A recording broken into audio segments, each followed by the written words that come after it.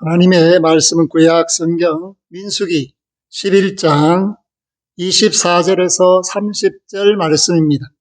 구약 성경 214쪽. 모세가 나가서 여호와의 말씀을 백성에게 알리고 백성의 장로 70인을 모아 장막에 둘러세우며 여호와께서 구름 가운데 강림하사 모세에게 말씀하시고 그에게 임한 영을 70 장로에게도 임하게 하시니 영이 임하신 때에 그들이 예언을 하다가 다시는 하지 아니하였더라. 그 기명된 자 중 엘다시라 하는 자와 메다시라 하는 자 두 사람이 진영에 머물고 장막에 나아가지 아니하였으나 그들에게도 영이 임하였으므로 진영에서 예언한지라. 한 소년이 달려와서 모세에게 전하여 이르되 엘닷과 메닷이 진중에서 예언하나이다 하며 택한 자 중 한 사람 곧 모세를 섬기는 눈의 아들 여호수아가 말하여 이르되 내 주 모세여 그들을 말리소서. 모세가 그에게 이르되 네가 나를 두고 시기하느냐. 여호와께서 그의 영을 그의 모든 백성에게 주사 다 선지자가 되게 하시기를 원하노라. 모세와 이스라엘 장로들이 진중으로 돌아왔더라. 아멘. 하나님의 은혜와 사랑이 온누리에 가득하기를 소망하고 또한 약한 자들이 강해지며 갈 바를 알지 못하는 사람들이 길을 열리는 하나님의 은혜가 있기를 원합니다.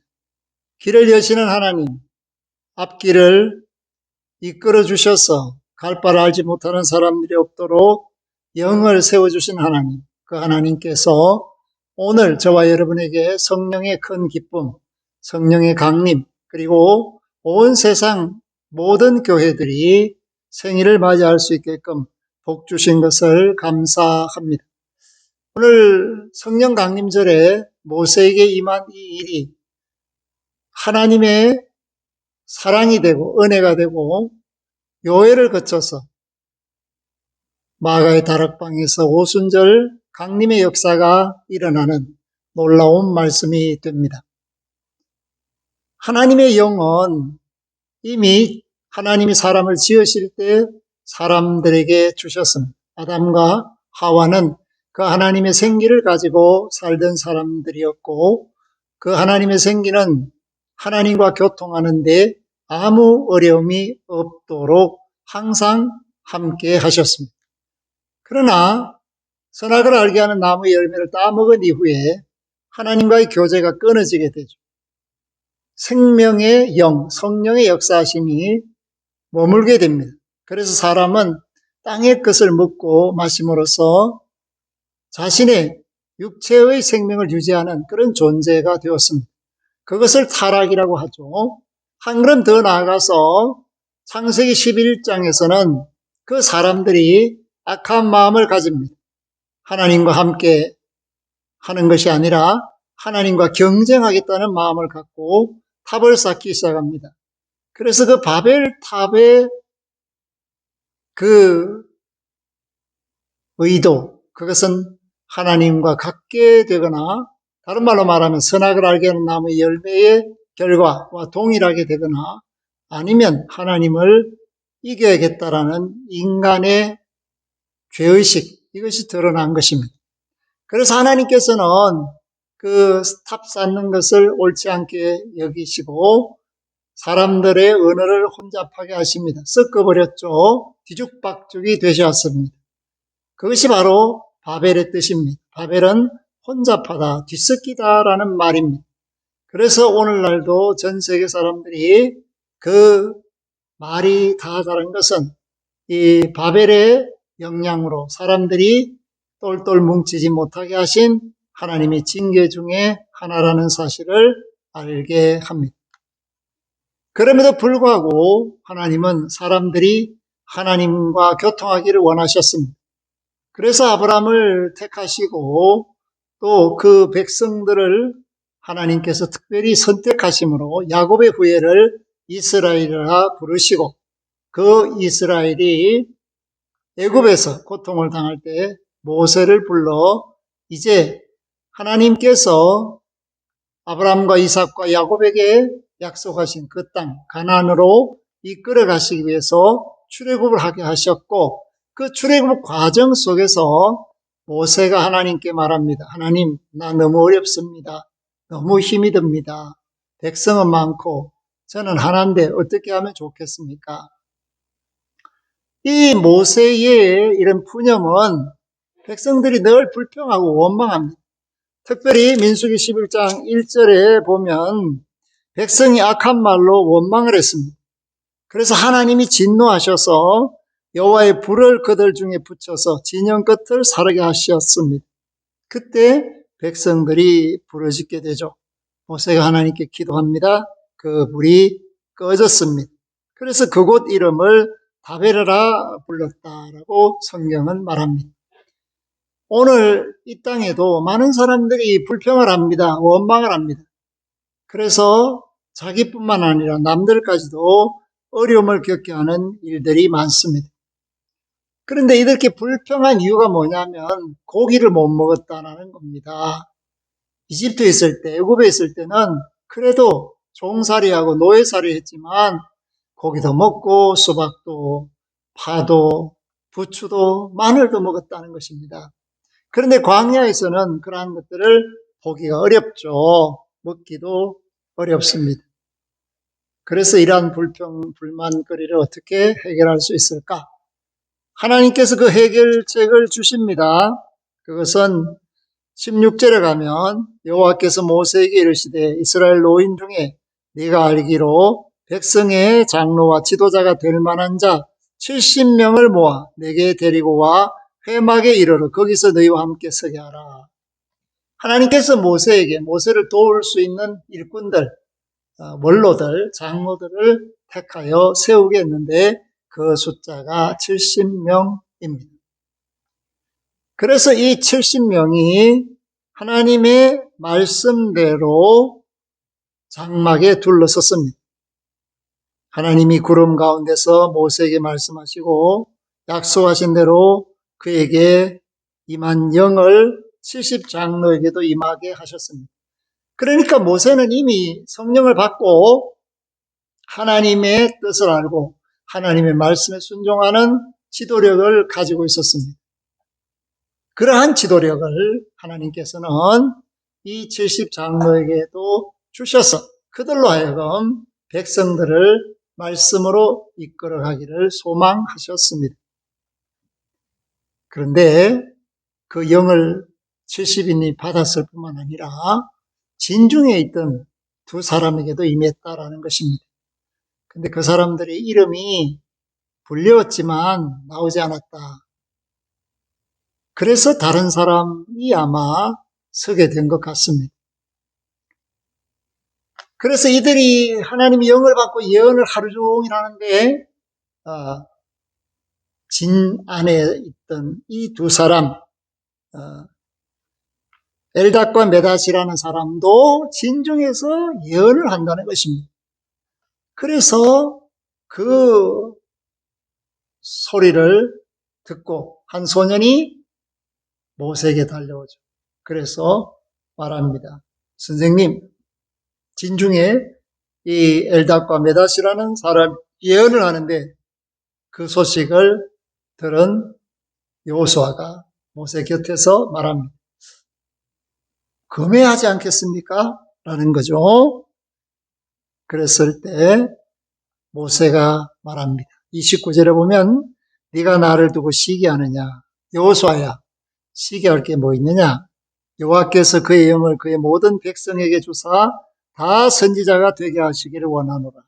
하나님의 백성이라면 누구든지 주의 영을 받아서 하나님의 일을 하는 사람들이 되기를 바란다. 이렇게 말씀을 하고 있는 것입니다. 마가의 다락방에서 임한 이 성령은 바로 모세의 바람의 연장선이라고 할 수가 있고 그것은 요엘 선지자가 예언한 말씀이 임한 결과라고 할 수가 있습니다. 요엘 선지자는 남자나 여자나 청년이나 노인이나 다 성령 받기를 원했던 선지자입니다.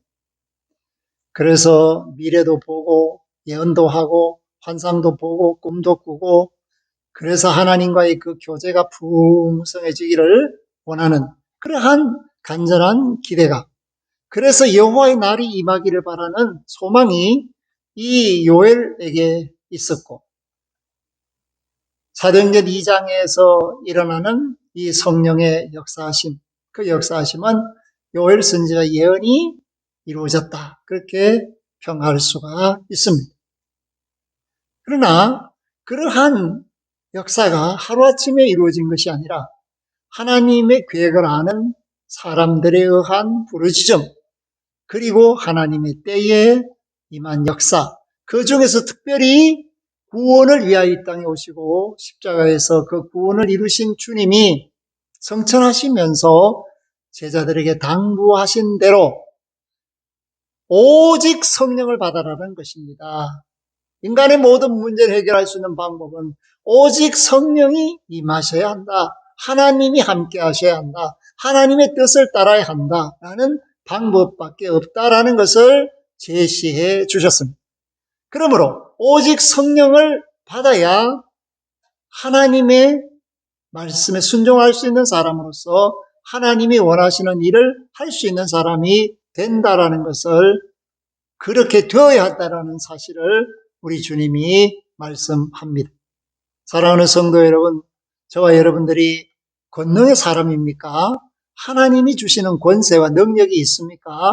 아니면 자기 자신의 생각에도 너무 평범해서 표가 나지 않고 내가 믿는 사람 맞는가? 라는 의구심이 들고 있다면 여러분 자신을 다시 말씀에 세워야 하고 성령께 맡겨야 합니다. 성령께 맡겨야 성령이 임하시면 권능을 받을 수 있습니다. 성령의 사람이 되어야만 성령이 내 마음과 생각을 주장하실 때 하나님의 능력과 하나님의 권세를 드러낼 수 있게 된다라는 것을 우리에게 예수님은 말씀하는 거죠. 그렇기 때문에 오늘 이 모세의 바람, 이것은 대단히 아름다운 일이라고 할 수가 있습니다. 여호와께서 그의 영을 그의 모든 백성에게 주사 다 선지자가 되게 하시기를 원하노라. 모세의 마음이 어떠했는가를 알 수 있습니다. 독점주의를 원하지 않았습니다. 특권의식을 원하지 않았습니다. 모든 사람이 하나님과 함께하면 자신의 짐이 사라지게 됩니다. 그러나 많은 사람들이 잘못된 독점욕과 특권의식에 사로잡혀서 나 아니면 안 된다라고 생각하는 그때에 하나님께 버림을 받게 되는 것을 알아야 합니다.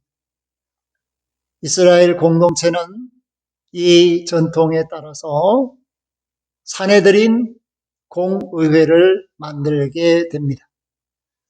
의장, 그리고 바리새인이나 서기관이나 그 사두개인들 중에 지도자들이 70명, 이렇게 해서 정수가 71명이 되는 산헤드린 공의회의 기원을 오늘 본문 민수기 11장에 있는 이 말씀 24절을 근거로 하고 있습니다.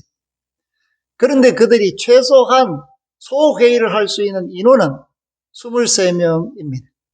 23명 정도가 있어야 소회의를 할 수 있게 되고, 대회의를 하려면 바로 이 70명이 모여야 하고 그 중에 의장은 포함되지 않습니다.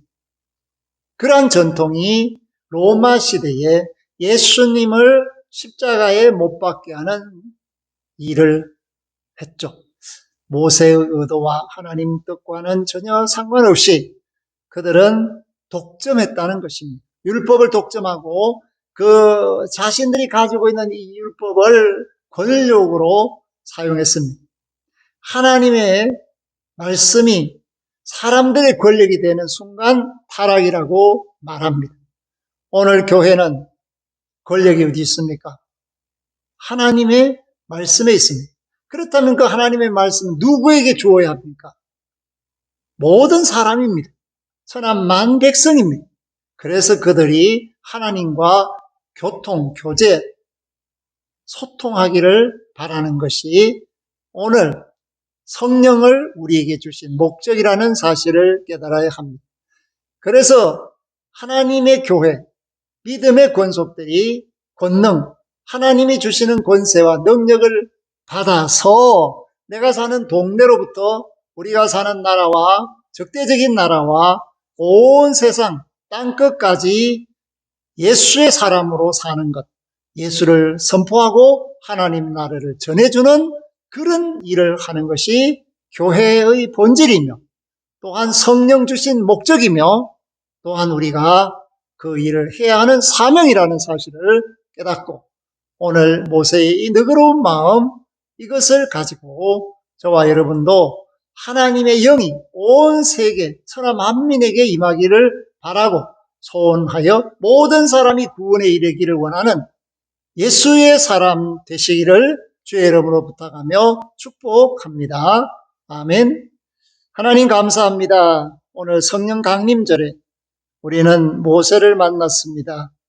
모세의 너그러움은 예수님의 표본이 되고 모세의 기도는 예수님의 기도의 눈물이 됩니다. 아버지 하나님, 그가 하나님의 영을 누구든지 받기를 원했던 이 마음이 요해를 거쳐서 마가의 다락방에서 예수님의 당부대로 임한 성령의 역사하심입니다. 오늘 성령 강림절에 권능받은 하나님의 사람들, 믿음의 권속들, 교회들이 정신을 차리고 그것을 자기 욕망을 위해 쓰지 않고 주님을 위해 쓰는 참 믿음이 있게 하사 각 사람이 30배, 60배, 100배의 결실을 얻고 천하 만민이 구원 얻는 일에 쓰임받게 하여 주시옵소서. 교회의 머리가 되시는 예수 그리스도의 이름으로 기도 올리옵나이다. 아멘.